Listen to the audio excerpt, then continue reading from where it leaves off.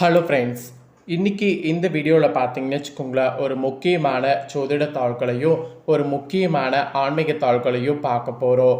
So பார்க்குறதுக்கு முன்னாடி என்ன பார்க்க போகிறோம் அப்படிங்கிறத இன்ட்ரோவில் ஷேர் பண்ணுறேன்.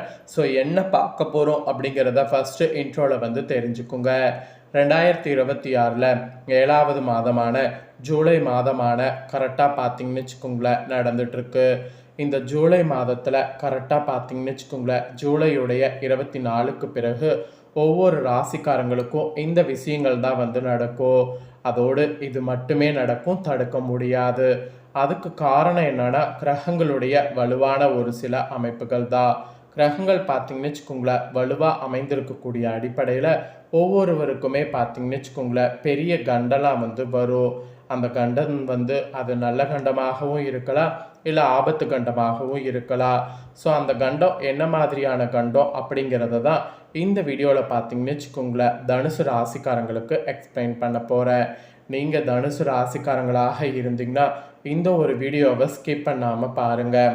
உங்கள் ராசியை சேர்ந்தவர்களுக்கு என்ன பலன் கிடைக்கும் அப்படிங்கிறத தெரிஞ்சுக்குங்க. அதற்கேற்ப நடந்து பலன் பெறுங்க. ஸோ அதிர்ஷ்டமோ ஆபத்தோ என்னங்கிறத உங்களுக்கு கிளியராக ஷேர் பண்ணுறேன். ஸோ என்னங்கிறத கிளியராக இந்த வீடியோவில் தெரிஞ்சுக்குங்க. அதே போல் நம்ம லைஃப்பில் பார்த்திங்கன்னு வச்சுங்களேன், நமக்கு நடக்கக்கூடிய எல்லாத்துக்குமே காரணம் நவக்கிரகங்கள் தான். நவக்கிரகங்கள் பொறுத்த வரைக்கும் எப்படி அமைந்திருக்குதோ அதை பொறுத்து நமக்கு பலன்கள் கிடைக்கும். நவக்கிரகங்கள் ஒரு நேரத்தில் ஒரே மாதிரி மட்டும் இருக்குன்னு நம்மளால் சொல்ல முடியாது. ஒவ்வொரு நேரத்திலும் ஒவ்வொரு மாதிரி இருக்கும். அதற்கேற்ப நாம் நடந்து பயன்பெறும்போது கண்டிப்பாக நமக்கு நல்லது மட்டும்தான்.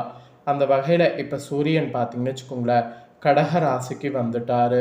இது ஒரு அற்புதமான ஒரு மாதம், அதுதான் ஆடி மாதம்.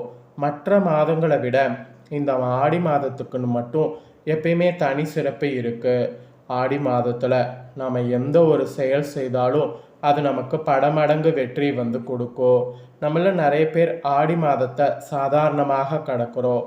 ஆனால் உண்மையாலுமே ஆடி சாதாரணது கிடையாது, மிக மிக சக்தி வாய்ந்தது.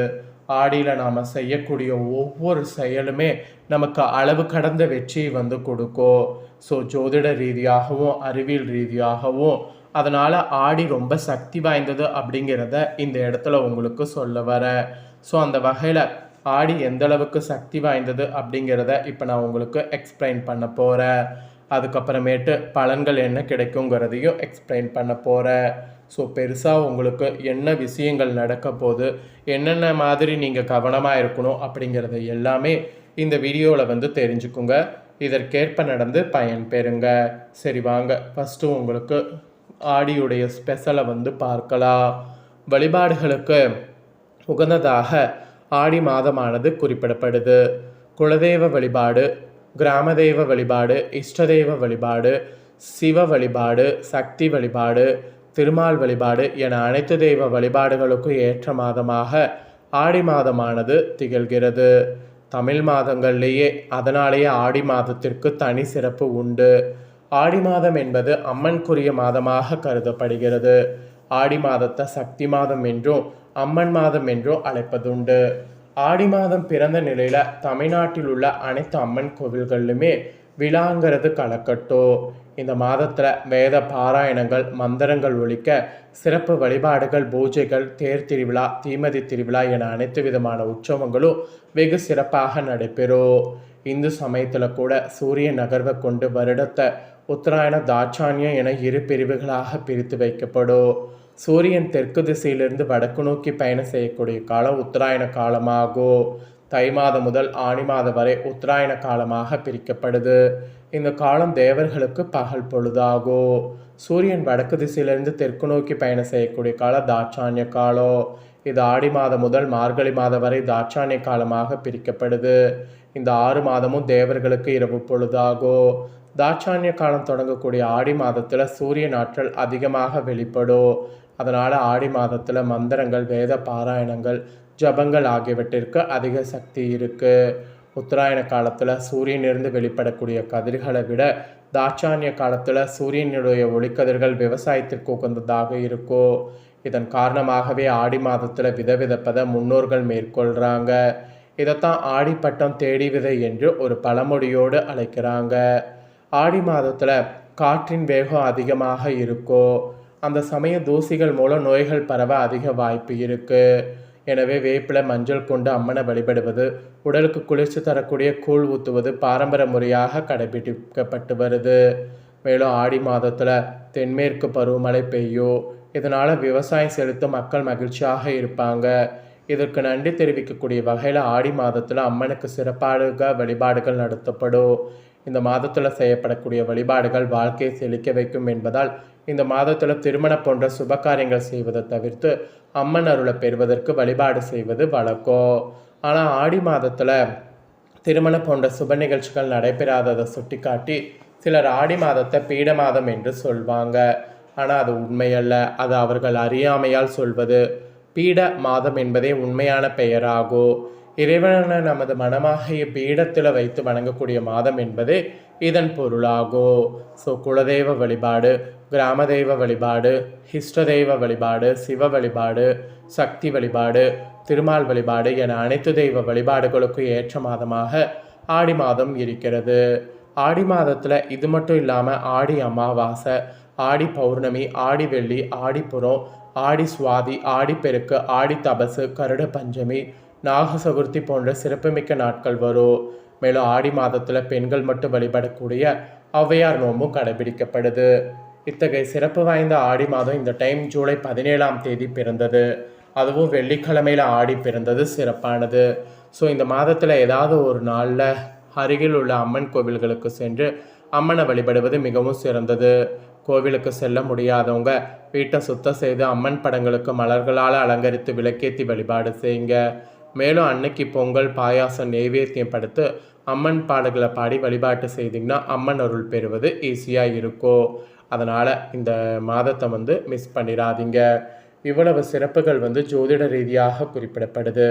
இப்பேற்பட்ட மாதத்தில் கிரகங்களால் தனுசு ராசிக்காரங்களுக்கு நிறைய விஷயங்கள் நடக்கும். பிரபவ வருடம் இந்த ஆடி மாதம் தனுசு ராசிக்காரங்களுக்கு கிரக நிலைகளை ஆராய்ந்து பார்க்கும் பொழுது தொடக்கத்தில் உங்கள் ராசிநாதன் குரு உச்சம் பெற்ற அஷ்டமத்தில் சஞ்சரிக்கிறார். இருப்பினும் அவரது பார்வை 2ஆம் இடத்துல பதிகிறது. எனவே குடும்ப முன்னேற்றம் திருப்திகரமாக இருக்கும். குறை சொல்லியவர்களே உங்களை பாராட்டுவாங்க. இழந்த வாய்ப்புகளை மீண்டும் பெறுவீங்க. இருப்பினும் எதிர்பாராத விதத்தில் ஒரு சில சமயங்களில் மனக்கசப்பு தரக்கூடிய சம்பவங்கள் நடைபெறும். பிறருக்கு பொறுப்பு சொல்வதை தவிர்ப்பது நல்லது. ஆரோக்கியத்தில் கவனம் தேவை. அதோடு குரு வழிபாட்டை முறையாக செய்வதன் மூலம் நன்மை கிடைக்கும். அப்புறம் ஆடியுடைய 15ஆம் தேதி ஜூலை 31 அன்னைக்கு கடக ராசிக்கு புதன் செல்கிறார். அவர் அங்குள்ள சூரியனோடு இணைந்து புதத்திய யோகத்தை உருவாக்கிறார். அவரோடு உச்சகுருவும் இணைவதால் நல்ல பலன்கள் இல்லம் சேரும். அரசியல் மற்றும் பொதுநலத்தில் இருப்பவர்களுக்கு நல்ல பொறுப்புகள் கிடைக்கும். உங்கள் ராசிக்கு 7, 10 ஆகிய இடங்களுக்கு அதிபதியானவர் புதன். அவர் அஷ்டமத்துக்கு வரும்பொழுது மறைந்த புதனால் நிறைந்த தனலாபம் கிடைக்கும். எனவே பொருளாதாரத்தில் நிறைவு ஏற்படும். இருந்தாலும் மன அமைதி குறையோ, இடமாற்றம், வீடு மாற்றம் எளிதில் கிடைக்கும். தொழிலில் புதிய பங்குதாரர்கள் இணைவாங்க. விலை உயர்ந்த பொருட்களை வாங்குவதில் கவனம் செலுத்தணும். கடும் உறுப்பினர்கள் பெயரில் அசையா சொத்துக்கள் வாங்கக்கூடிய யோகம் உண்டு. வியாபாரத்தில் உழைப்புக்கேற்ற பலன் கிடைக்கும். புதிய திருப்பங்கள் பலவும் ஏற்படக்கூடிய நேரம் இது. ஸோ அந்த நேரத்தை கரெக்டாக மிஸ் பண்ணாமல் பயன்படுத்திக்கோங்க. அதுக்கப்புறமேட்டு ஆடியுடைய 16ஆம் தேதி அன்னைக்கு கரெக்டாக ஆகஸ்ட் 1 அன்னைக்கு மிதுன ராசிக்கு செவ்வாய் செல்கிறார். உங்கள் ராசிக்கு 5, 12 ஆகிய இடங்களுக்கு அதிபதியானவர் செவ்வாய். அவர் 7ஆவது இடத்துல சஞ்சரிக்கும் பொழுது பிள்ளைகளை எதிர்கால நலன் கருதி எடுக்கக்கூடிய முயற்சி வெற்றி பெறும். குறிப்பாக அவர்களுடைய மேற்படிப்பு சம்பந்தமாகவோ உத்தியோக சம்பந்தமாகவோ நீங்கள் எடுக்கக்கூடிய புதிய முயற்சியில் வெற்றி கிடைக்கும். இடமாற்றம், வீடு மாற்றம் எதிர்பார்த்தபடி அமையும். கடன் சுமை பாதிக்கு மேல் குறையும். வாங்கிய இடத்தை விற்றுவிட்டோமோ வேறு இடம் வாங்க இயலுமோ என்றெல்லாம் கவலைப்பட்டவங்களுக்கு புதிய இடம் வாங்கக்கூடிய யோகம் உண்டு. சகோதரர்கள் இல்லங்கள் நடைபெறக்கூடிய திருமணத்தை முன்னின்று நடத்தி வைக்கணும். பாகப்பிரிவினைகள் சுமூகமாக முடியக்கூடிய நேரம் இது. ஸோ இந்த மாதிரி தான் உங்களுக்கு கிரகங்களுடைய பயிற்சினால் பலன்கள் கிடைக்கும். ஸோ இதற்கேற்ப நடந்து பலன் பெறுங்க. இதை உங்கள் ஃப்ரெண்ட்ஸ் ஃபேமிலிக்கும் லைக் பண்ணி ஷேர் பண்ணுங்கள்.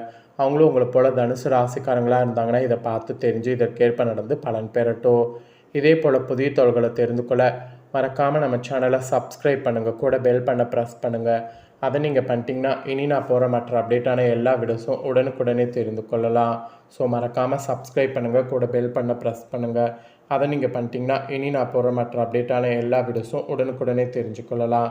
ஸோ மறக்காமல் பண்ணுங்கள். வேறொரு வீடியோவில் உங்களை சந்திக்கிறேன்.